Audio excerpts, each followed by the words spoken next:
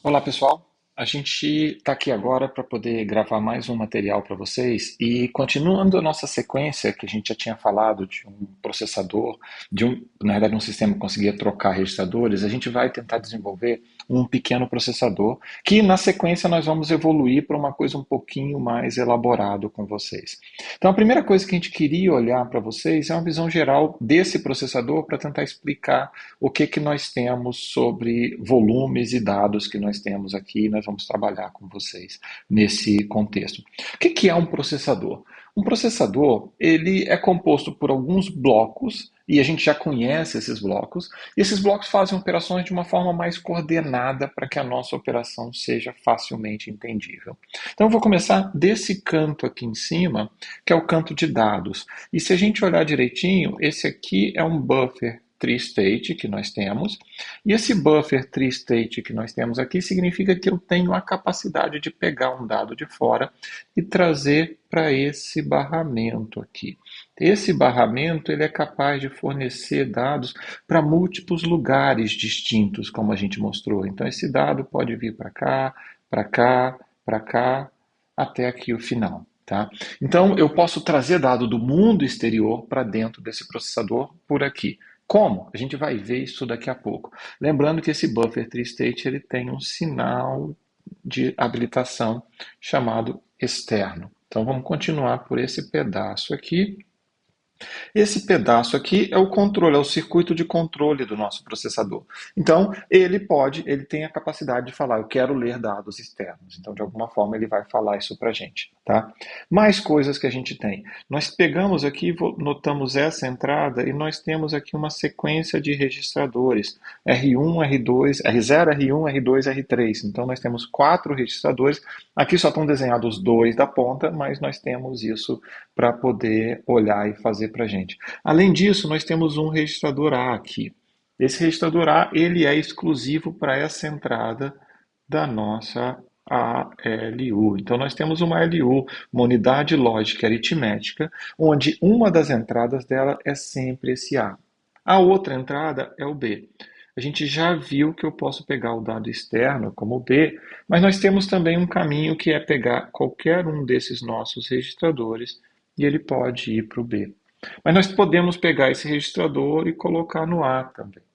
Então, esse barramento aqui, ele nos ajuda a transferir dado de um lado para o outro. A gente já olhou isso naquele exemplo nosso anterior, onde a gente fazia copiar dados de um registrador por outro. Então, a gente não tem muita novidade aqui. E nós temos, observa aqui, para cada registrador aqui, nós somos capazes de copiar o dado para ele ou pegar a saída dele e escrever no barramento. A gente pode fazer as duas coisas, inclusive, tá? Mas aqui nós temos esse contexto para a gente, tá bom? E aí, nós temos a nossa LU e a saída dela sempre vai para mais um registrador chamado G. Então, esse G aqui, ele é a saída da LU. E, novamente, eu tenho uma forma de mandar esse G para o barramento. Tá? Então, a gente pode fazer isso também. E aí, nós temos, olha, o function e o W, que são os comandos de entrada do nosso processador. E nós temos um outro comando, que é esse add sub, que ele vai controlar a nossa ALU aqui. Tá? E por fim, nós temos um done que é capaz de fazer a operação que a gente queria e falar que a operação que a gente queria fazer está feita. Bom, tentando trazer um pouquinho de um exemplo bem prático do que a gente pode fazer aqui, vamos pensar em passos. Suponha que a gente queira somar, certo? A gente queira fazer R0 igual a R1 mais R2. Como que eu faço isso nesse processador aqui? Nós precisamos entender como fazer essa operação aqui nesse processador. Bom, primeiro eu preciso fazer uma soma. Então, de alguma forma, o add sub aqui vai ter que ter algo relacionado ao valor mais, ao sinal mais. É claro que ele não vai transmitir um sinal mais, a gente vai ter que codificar esse sinal em binário. Tá? Então, eu posso falar que 0 é soma ou 1 é soma, a gente vai discutir esse detalhe daqui a pouco, mas eu vou ter uma codificação em binário que vai significar soma. Para nosso diagrama aqui fica mais fácil entendermos simplesmente como mais. Mas nós vamos, obviamente, codificar isso aqui em binário. Tá?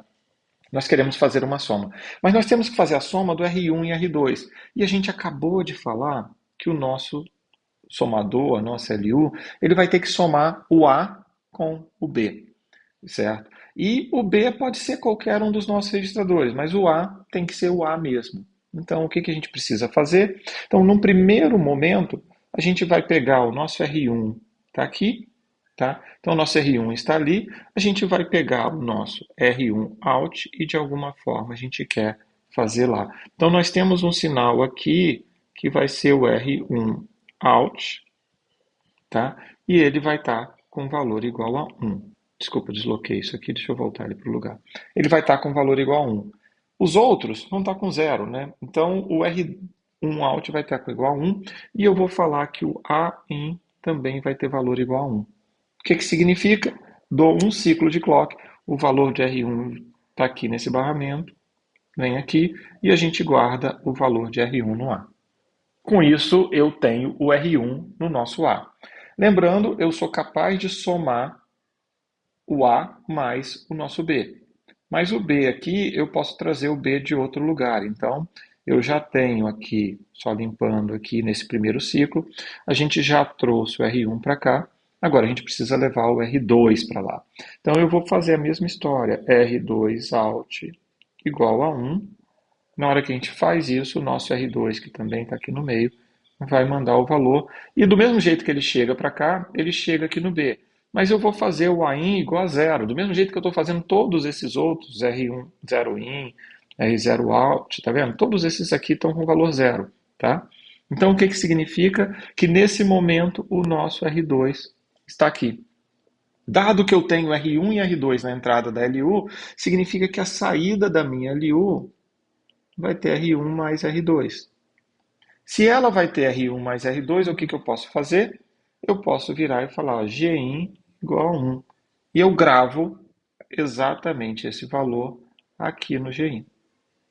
Tá? Então, no segundo momento, eu tenho uma sequência de instruções, uma sequência de sinais de controle, que no próximo ciclo de clock eu sou capaz de fazer essa operação. Tá? E aí, o que que a gente quer fazer agora? Qual é o próximo passo nosso? Ora, o nosso próximo passo é conseguir guardar no R0. Como é que a gente faz isso? Então, vamos limpar aqui de novo, né? Vamos limpar. Observe que eu estou limpando, mas os valores dos registradores estão lá, né? Então, a gente quer copiar o G para o nosso R0. Como é que a gente faz? R0 in igual a 1 e Gout igual a 1. Todos os outros com zero. E com isso, a gente é capaz de fazer a nossa conta R0 igual a R1 mais R2. Tá? Nós gastamos 3 ciclos de clock e fomos capazes de fazer essa operação. É isso que a gente está olhando aqui no nosso cenário. Então, nosso processador é capaz de fazer soma e subtração, e essa soma e subtração está sendo sequenciada. A gente precisa fazer essa sequência nossa. Na hora que a gente gravou aqui, a gente precisa falar uma outra coisa. Eu vou falar dano igual a 1. Isso quer dizer, eu acabei de fazer a nossa operação. Para todos os outros, dano igual a zero. Eu não terminei a nossa operação. Então, é assim que funciona um processador super simples, é só capaz de fazer soma e subtração, mas é isso que a gente quer fazer com ele nesse momento. Ele gastou 3 ciclos e foi capaz de fazer uma soma. Ele gastaria 3 ciclos, faria uma subtração também, sem problema para a gente. Tudo bem? Ok? Então, é isso que a gente está tentando olhar aqui agora. Bom, só para poder ver o que, que a gente consegue fazer aqui, nós somos capazes, olha, de fazer uma operação de pegar o dado externo e guardar no registrador, eu já exemplifiquei para vocês. A gente é capaz de mover o RX para o RY, é fácil, é botar o out de um e botar o in do outro, a gente consegue fazer o movimento. A gente é capaz de fazer a soma de RX e RY, então a gente é capaz de somar RX e RY, e a gente é capaz de subtrair, tá? E o nosso processador, ele só opera quando W igual a 1, e as operações aritméticas precisam de mais de um ciclo. Então, um add, um sub aqui, como a gente já viu um exemplo, ele precisa de até 3 ciclos, tá? E aí ele consegue trazer para a gente, uma característica importante, é que o nosso circuito, no caso, ele prevê uma entrada function que tem 6 bits. O que que significa isso? Eu tenho bits aqui para controlar o que a gente quer. 2 bits para nos dizer a operação, se é load, se é move, se é add ou se é sub. 2 bits nossos para poder escolher o RX, é o registrador de origem. 2 bits para escolher o RY, para poder pegar o registrador de saída nosso. Tá? Então é isso que a gente consegue fazer, é isso que a gente vai gerenciar do ponto de vista do nosso circuito. Tá? Então, agora, a nossa tarefa é desenvolver esse processador. Tá? Então, a gente precisa desenvolver esse processador e fazer esse processador funcionar aqui no nosso circuito. Tudo bem? Bom, dois passos que a gente pode virar para fazer o controle desse circuito, tá? A gente pode fazê-lo de duas formas, tá bom? Então, a primeira coisa que a gente pode tentar fazer é olhar uma sequência de comandos. Vocês notaram que a gente tinha ali o nosso circuito e para rodar a nossa soma, o nosso add, R0, R1, R2, né? Não é isso que a gente queria fazer, a gente precisava de três ciclos. Então, para poder gastar três ciclos, a gente vai ter que andar três passos. Isso é uma máquina de estados, isso é uma forma de representar os nossos dados. Tá? Então, a gente precisa, para fazer uma soma, a gente precisa gastar três ciclos. Então, uma das formas de a gente fazer isso é a gente pegar aqui, olha, pegar um contador para cima e falar, olha, bota esse contador para zerar, zera esse contador, e aí esse contador vai dizer para a gente, olha, eu estou no ciclo 00, estou no ciclo 01, no 0 e no 11 dessa instrução. Então, com isso, a gente é capaz de fazer uma operação nossa de contagem. Então, a gente é capaz de fazer a nossa contagem aqui, tá bom? E aí eu consigo saber o que eu tenho que fazer no ciclo 0, o que eu tenho que fazer no ciclo 1, o que eu tenho que fazer no ciclo 2 e no ciclo 3. Nesse caso, eu não tenho ciclo 3, tá? Então, a gente vai andar um pouco desse contexto. Então, esse lado aqui vai servir para a gente poder sequenciar a nossa operação. Tá. E do outro lado? Do outro lado, a gente tem um outro decodificador, que eu tenho o nosso registrador de função, só relembrando aqui atrás, olha, eu tenho uma função, uma operação que eu quero fazer, e essa operação ela tem esses bits aqui que a gente já falou, né? Então tem três conjuntinhos de 2 bits. 2 bits para a função, 2 bits para o RX, 2 bits para o RY. Então eu quero o RY 00, 01, 10, 11. É isso que a gente quer aqui no nosso circuito, a mesma coisa para RX. E eu tenho as funções 00, 01, 10 e 11, que já tem a definição aqui, ó, 00 para load, 01 para move, 10 para add, 11 para sub. Tá? Na hora que a gente faz isso, para cada uma dessas configurações, nós precisamos usar o nosso contador que está aqui do outro lado. E esse contador que está do outro lado vai nos ajudar a fazer o que a gente precisa fazer. Bom, próximas coisas então. Então, na hora que eu pego o nosso F1, certo? Na hora que eu pego o nosso F1, a gente pode ter que fazer, vamos pensar aqui, ó, o nosso RX aqui, ele pode vir e precisar fazer um decodificador, eu passo o nosso RX0 e RX1 e ele ativa exatamente o registrador que a gente precisar. A mesma coisa para o Y. Então, se eu colocar aqui ó, 2, ele vai habilitar exatamente o 2. Se eu colocar aqui 1, ele vai habilitar exatamente o 1 aqui. E se eu colocar, por exemplo, 00, ele vai habilitar o I0 aqui para a gente. Tá? Então, a gente pega a nossa função, nosso campo de função, e a gente, que é a nossa instrução, e manda ele decodificar lá para cima. Mas na hora que a gente manda fazer isso, a gente tem que lembrar, se eu quero fazer uma soma, eu preciso gastar X ciclos. Se eu quero fazer uma subtração, eu tenho que gastar Y ciclos, e a gente tem que levar isso em conta, tá bom? Então, a gente consegue simplificar o nosso circuito dessa forma aqui, tá bom? Então, o que a gente precisa agora? A gente precisa montar e desenvolver as equações lógicas aqui para vocês. Então, o que eu vou pedir para vocês? Eu vou pedir para vocês apertar o botão de pausa e tentar desenvolver essa equação lógica aqui para cá. Tá? Lembrando, eu tenho 3 unidades de tempo, como eu mencionei para vocês, e a gente precisa ser capaz de fazer cada uma das operações exatamente nesse momento aqui para a gente. Tá? E eu preciso desenvolver as equações lógicas do clear, do FR, do extern, do done, do AIN, do GIN, do GOUT e do add_sub. Tá? É isso que a gente precisa lá para cima. Tudo bem? Então, aperta o pause aí e eu já volto daqui a pouco. Feito? Ok? Então, apertou o pause, agora é hora da gente começar a conferir. Então, eu tenho aqui, olha, primeiro eu tenho o move, que é a nossa instrução 0. Tá? Move é a nossa instrução 0, e ele vai fazer alguma operação, o load, desculpa, ele vai fazer no T1, no T2 e no T3. No fundo, a gente não precisa dos 3 ciclos, então a gente vai olhar cada um dos passos que a gente quer fazer. Só para trazer aqui as equações para a gente, então vamos tentar olhar o que a gente precisa fazer em cada um deles. Olha bem, o que acontece? A gente tem, olha, quando eu tenho um load, esse é o circuito que a gente quer fazer, né? O load significa o quê? Eu habilito o externo, e eu falo que o RIN é igual ao nosso X. Então, o RIN é o X, é o registrador que eu quero colocar. E depois a gente fala que é o DAN. Observa que RIN igual a X é difícil a gente fazê-lo assim, então a gente precisa lembrar que o registrador IN vai ter exatamente a decodificação que a gente quer lá. O move, ele faz o RIN é igual a X e o ROUT é igual a Y. E a gente ativa o DAN. Tá? Agora o add, o que, que ele faz? Olha, ele fala ROUT igual a X, então eu vou pegar o registrador X e botar para fora e vou guardar no A. Era o que a gente tinha feito originalmente, lembra? Esse era aqui, é o tempo 1. O que, que a gente vai fazer? Eu vou ter o ROUT igual a Y no tempo 2 e o GIN, eu vou ativar o GIN, então eu vou guardar no registrador G e vou falar add sub igual a 0. Lembrando, a gente tem que definir um padrão, eu falei para vocês, ó, é um add. Então 0 representa a nossa soma aqui. Tá?